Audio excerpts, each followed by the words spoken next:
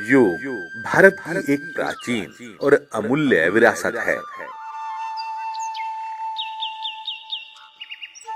यह केवल शारीरिक व्यायाम नहीं बल्कि एक संपूर्ण जीवन शैली है जो शरीर, मन और आत्मा को एक सूत्र में पिरोती है।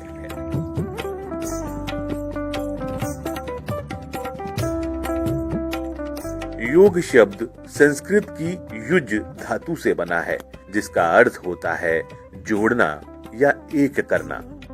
योग न केवल मानसिक और आत्मिक लाभ देता है बल्कि शारीरिक रोगों के निवारण में भी उपयोगी है।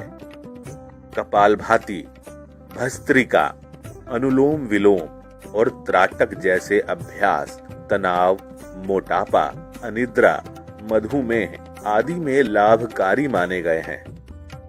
जहां मानव शरीर के लिए योग के अनेकों लाभ हैं, वहीं योग का इतिहास भी अत्यंत प्राचीन और गौरवशाली है।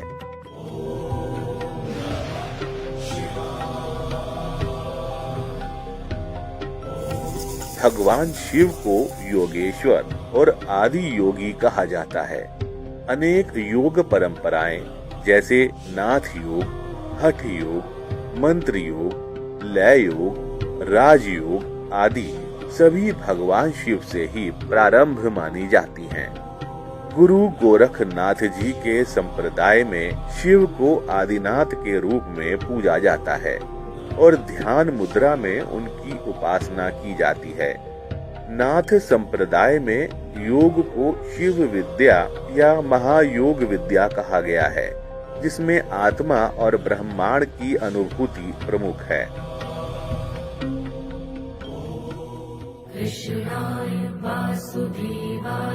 इसी प्रकार भगवान श्री कृष्ण को भी योगेश्वर कहा गया है, क्योंकि वे न केवल योग के आचार्य हैं बल्कि स्वयं योग के मूर्तिमान स्वरूप भी हैं।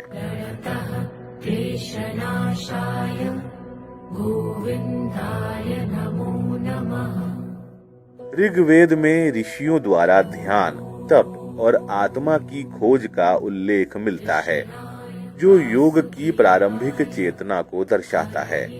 उपनिषदों में यह चेतना और विकसित होकर प्रणव साधना, ध्यान योग और ब्रह्म विद्या के रूप में दर्शन की परिपक्व अवस्था तक पहुंचती है। राष्ट्रीय स्वयंसेवक संघ और योग। नमस्ते सदा वत्सले मातृभूमे। योग को संघ के आध्यात्मिक और शारीरिक प्रशिक्षण के अनिवार्य भाग के रूप में अपनाया गया। संघ की शाखाओं में सूर्य नमस्कार, प्राणायाम, ध्यान और आसनों का नियमित अभ्यास कराया जाता है। संघ संस्थापक डॉक्टर हेडगेवार स्वयं योग साधक थे और उन्होंने शाखा पद्धति में योग को अनिवार्य रूप से जोड़ा। राष्ट्रीय स्वयंसेवक संघ के द्वितीय सरसंचालक पूजनीय श्री गुरुजी ने भी योग को आंतरिक तप और अनुशासन के अंग के रूप में देखा। उनका कहना था, यदि स्वास्थ्य रक्षा तथा रोग प्रतिकार करने के लिए योगासनों के अभ्यास की ओर लोगों ने ध्यान दिया तो सर्वसाधारण जनता के स्वास्थ्य में सुधार होकर उनका औषधियों पर होने वाला व्यय कम होगा तथा सब दृष्टि से उनका कल्याण होगा। मेरे इंद्रियों के अंदर जो करण है उन्होंने मुझे बंदी बना दिया है। इससे मुक्त होना और इसके पीछे जो सत्य है, जो वास्तविकता है, उसको देखना, उसके साथ जुड़ना, युज यानी जुड़ना, उससे योग बना है। प्रत्येक कार्य को सुव्यवस्थित करना, कम से कम व्यय में अधिक से अधिक उत्तम, सत्यम, शिवम, सुंदरम कार्य करना, ये भी योग है। और संतुलन भी योग है। समत्वम योग उच्चते। सुख दुख राग द्वेष आदि आंदोलनों में वो सारी दुनिया को हिला रहे, मुझे नहीं हिला सकते। मैं शांत रहता हूं, मैं समर रहता हूं, मेरे अंदर वो आंदोलन पैदा नहीं होता। योग केवल आत्मोन्नति का साधन नहीं बल्कि समाजोद्धार और राष्ट्र निर्माण का भी पथ है। यही दृष्टिकोण संघ द्वारा अपनाया गया। संघ के प्रमुख शिक्षा वर्गों में योगासन और ध्यान की विधिवत शिक्षा दी जाती है।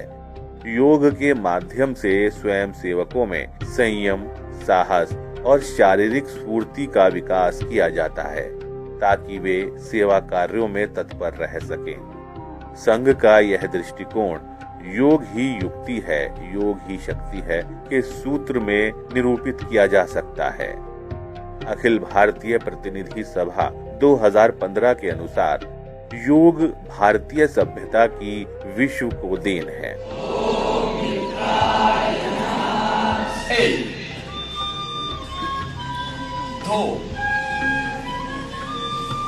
स्वास्थ्य और मानसिक शांति के लिए योग का महत्व दिन पर दिन बढ़ता जा रहा है। इसलिए योग को अपने जीवन का एक अभिन्न अंग बनाना अत्यंत महत्वपूर्ण है। यह एक शक्तिशाली साधन है जो आपको स्वस्थ, खुशहाल और अधिक सार्थक जीवन जीने में सहायता करता है। नियमित अभ्यास से न केवल शरीर रोग मुक्त होता है बल्कि मानसिक तनाव भी दूर होता है। योग के माध्यम से जीवन में संतुलन और ऊर्जा का संचार होता है जो समग्र विकास का आधार है।